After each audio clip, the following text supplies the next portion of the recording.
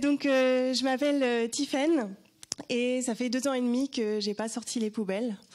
Donc dit comme ça fait un petit peu rencontre alcoolique anonyme. Mais quelque part, il y a un peu de ça. Le zéro déchet, c'est une addiction et c'est surtout une communauté de partage et de bienveillance. Donc moi, j'ai grandi je suis née à l'étranger, à Abu Dhabi. J'ai grandi autour du monde et je suis arrivée il y a 4 ans à Lyon. Et c'était pour moi l'occasion de créer le blog Tiff in Lyon, donc qui est devenu en fait c'était le premier blog à parler du zéro déchet à Lyon à l'époque. Et aujourd'hui, c'est un peu une plateforme où je partage toutes les bonnes nouvelles du zéro déchet à Lyon ou en France. Je fais également du coaching, donc mon but c'est d'essayer de vous accompagner vers une transition plus réfléchie et un mode de vie une consommation en pleine conscience en fait.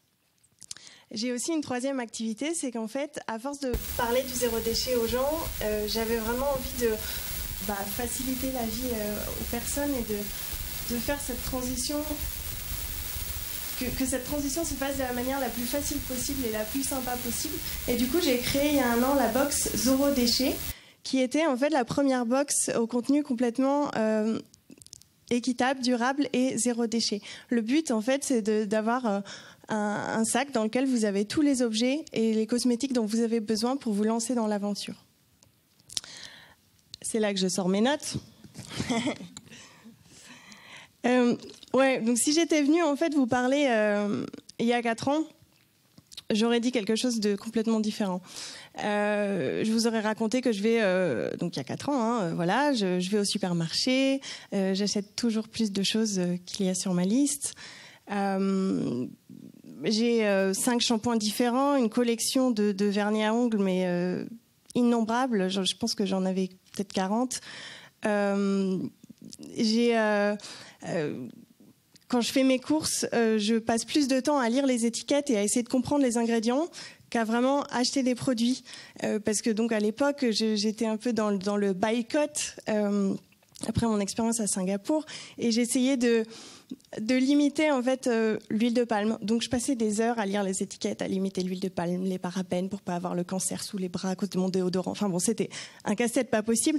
Et en fait, je passais beaucoup plus de temps à faire ça dans les magasins qu'à vraiment acheter des produits. Et surtout, quand j'arrivais chez moi, en fait, il y avait plus de choses dans ma poubelle que dans mes placards. Et à l'époque, j'aurais jamais, mais vraiment jamais imaginé que ma vie serait si différente aujourd'hui et que mon quotidien serait devenu aussi simple et bien plus positif, en fait, 4 ans après. Et j'étais vraiment loin de m'imaginer que cette transition allait être aussi joyeuse, aussi ludique et aussi sympa. Aujourd'hui, quand j'achète à manger, je vais au marché, donc en plein air, j'achète des produits issus de producteurs locaux, j'achète majoritairement des produits bio. Quand je veux des produits issus de l'épicerie sèche, je vais en boutique vrac, j'achète du riz, des pâtes, du quinoa, du chocolat en vrac, même du dentifrice si je veux. J'ai non plus 5 shampoings au bord de ma salle de bain, mais j'ai 5 produits en tout dans ma salle de bain qui me servent aussi à nettoyer mes vitres ou à récurer mes toilettes. Le bicarbonate de soude et le vinaigre d'alcool sont devenus mes meilleurs copains. Et puis surtout, je descends plus mes poubelles.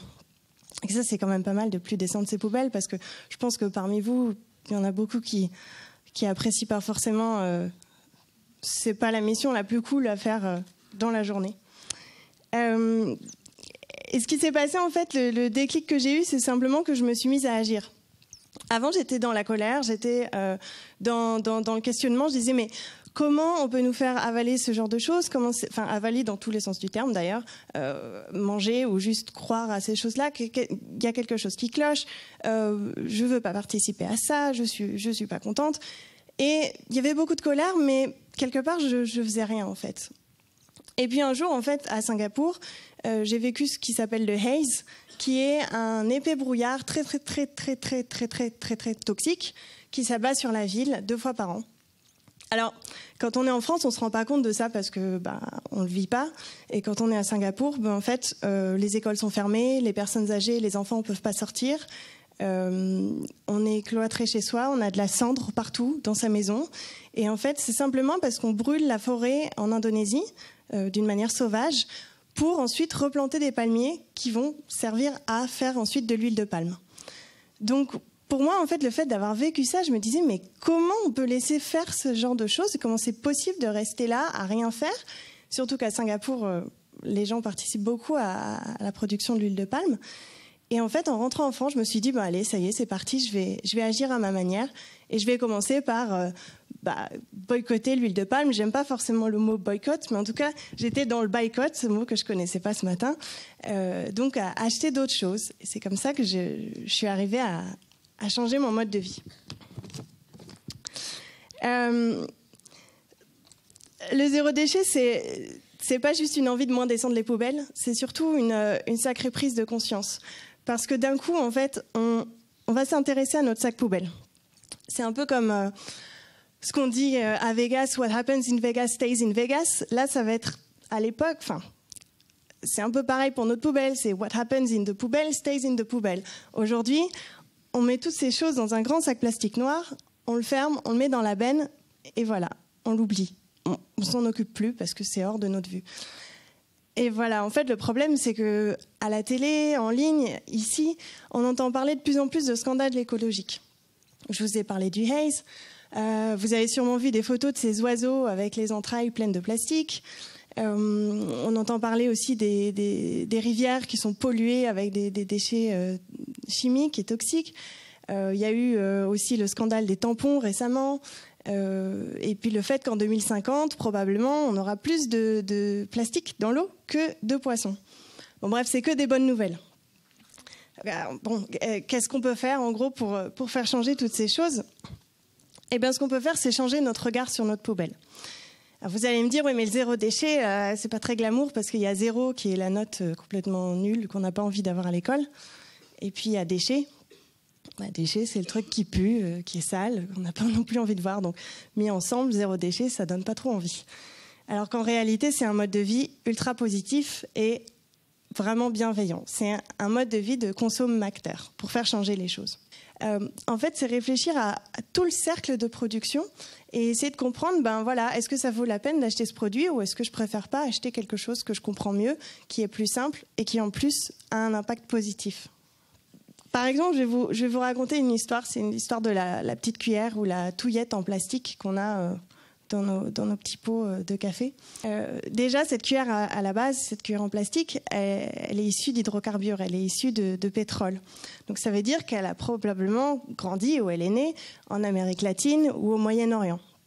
Ensuite, donc, on a extrait ce pétrole, on l'a transformé, on l'a raffiné, on l'a transporté, et puis on l'a amené dans une usine. On en a fait une petite cuillère, on l'a moulée. Ensuite, on l'a emballée. On lui a fait prendre le camion ou le train. On l'a emmenée ailleurs. Une fois qu'elle était ailleurs, on l'a réemballée, puis on l'a retransportée dans un magasin. Quelqu'un l'a achetée, soit vous directement, soit à la machine à café. Elle s'est retrouvée dans votre machine à café.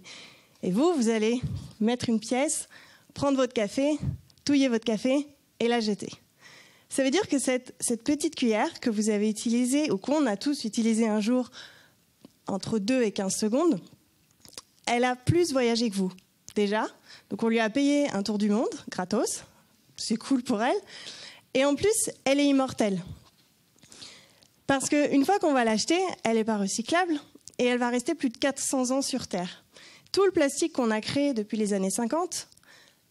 Il y en a certains qui a pu être recyclé, mais même s'il est recyclé, tout le plastique qu'on a créé est encore sur Terre aujourd'hui. Donc si j'ai un conseil à vous donner et à retenir, c'est bannissez le plastique de votre vie. C'est simple et en même temps c'est compliqué. La bonne chose, c'est qu'il y a énormément d'alternatives naturelles et bonnes en fait pour remplacer le plastique aujourd'hui. C'est ce que je propose dans ma box, c'est ce qu'il y a sur le blog. Vous pouvez trouver plein d'informations partout. Mais voilà, essayez de garder en tête que le plastique, c'est pas si fantastique. Même si c'est un matériau quand même qui a révolutionné pas mal de choses. Voilà, l'idéal, c'est de le remplacer. Aujourd'hui, je ne produis plus de déchets. Et en gros, je sais que je ne reviendrai jamais en arrière. C'est quelque chose, j'en suis sûre. Le jeu en vaut vraiment la chandelle. Et je reviendrai jamais en arrière pour la simple et bonne raison que j'ai plus besoin de lire des étiquettes quand j'achète des produits, que je mange des choses ou que j'achète si je crée mes cosmétiques ou que je les achète, j'ai plus besoin de lire des étiquettes et ça repose tellement l'esprit, vous imaginez même pas. J'ai plus besoin d'avoir peur en fait. Quand on est zéro déchet, on n'a plus peur de toutes ces choses dont on nous parle quotidiennement. On est juste complètement serein parce que tout ce qu'on a entre nos mains, ce sont des choses naturelles qui sont les plus simples possibles. Donc, on lit plus d'étiquettes, on n'a plus peur et on n'est plus non plus sujet à... On ne se dit pas, bah, tiens, peut-être que je vais choper telle ou telle maladie, parce qu'en fait, non, on est loin de tout ça. Et ça fait vraiment un bien fou. Donc, ce que je veux dire, c'est ce qui est vraiment chouette dans le zéro déchet, c'est que c'est d'une simplicité tellement dingue que... oubliez toutes les mauvaises choses dont j'ai parlé avant et juste reposez-vous le cerveau. Vous allez voir, c'est très sympa. Et il y a quelque chose que vous ne savez pas, c'est que vous êtes tous des super-héros. Vous ne savez peut-être pas, mais vous allez sûrement le devenir très vite. Tout ce qu'il vous reste à faire, c'est commencer à agir. Voilà.